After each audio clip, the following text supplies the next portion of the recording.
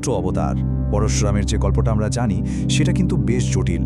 মানে একদিকে তিনি একজন শান্ত জ্ঞানী ঋষি, আবার অন্যদিকে এক প্রচণ্ড উগ্র যোদ্ধা।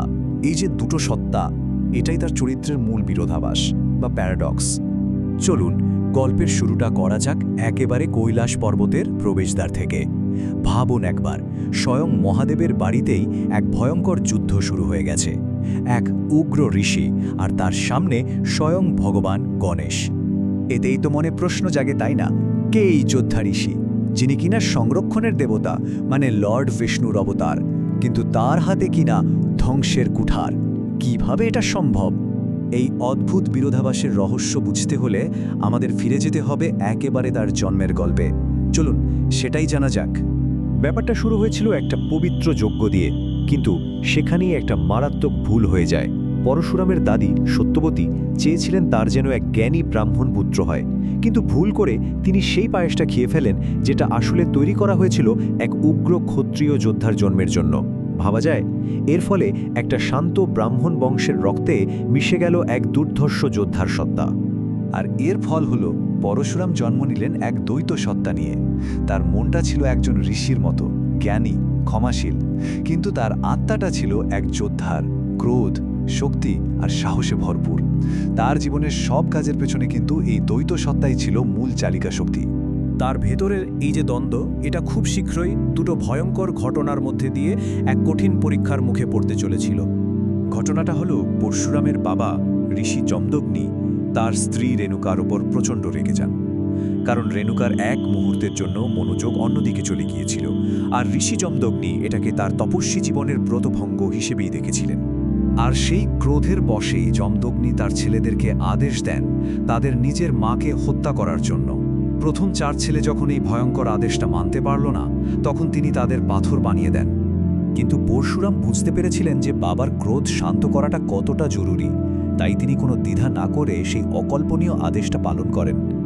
আসলে তিনি পরিস্থিতির গুরুত্ব বুঝে তার কর্তব্যের কাছেই মাথা নত করেছিলেন। এরপর তার বাবা যখন সন্তুষ্ট হয়ে তাকে বর দিতে চাইলেন, পরশুরাম কিন্তু এক মুহূর্ত দেরি করেননি। তিনি সঙ্গে সঙ্গে তার মা আর ভাইদের জীবন ফিরিয়ে দেওয়ার জন্য অনুরোধ করেন। এতেই বোঝা যায় তার আনুগত্য আর প্রখর বুদ্ধি কতটা ছিল। কিন্তু এখানেই তার পরীক্ষা শেষ হলো না। এরপর তাকে নিতে হয়েছিল আরও এক ভয়ঙ্কর আর রক্তক্ষয়ী শপথ।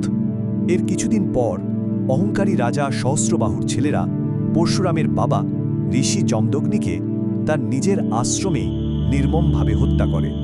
বাবা নিথর দেহের পাশে দাঁড়িয়ে শোক আর ক্রোধে পরশুরাম একেবারে উন্মত্ত হয়ে ওঠেন। আর তখনই তিনি এক ভয়ঙ্কর শপথ নেন যে তিনি এই পৃথিবীকে সমস্ত অধার্মিক, দুর্নীতিগ্রস্ত ক্ষত্রিয় শাসকদের থেকে মুক্ত করবেন। এরপর তিনি এক ভয়াবহ অভিযানে বের হন আর পৃথিবীকে মোট 21 বার, হ্যাঁ ঠিকই শুনছেন, 21 বার অত্যাচারী যোদ্ধা রাজাদের শাসন থেকে মুক্ত করেন। এই হত্যাযজ্ঞের ব্যাপকতা এতটাই বিশাল ছিল যে বলা হয় সেই রক্ত দিয়ে 5টি হ্রদ তৈরি হয়েছিল। তবে এই ভয়াবহ প্রতিশোধের পর তিনি গভীর অনুশোচনায় দগ্ধ হন এবং প্রায়শ্চিত্তের পথ খোঁজেন। তাহলে প্রশ্নটা হলো, এই যে এত ধ্বংসলীলা, এর মাধ্যমে সংরক্ষণের আসল উদ্দেশ্যটা কী ছিল? এখানেই কিন্তু পরশুরামের চরিত্রের আসল রহস্যটা লুকিয়ে আছে।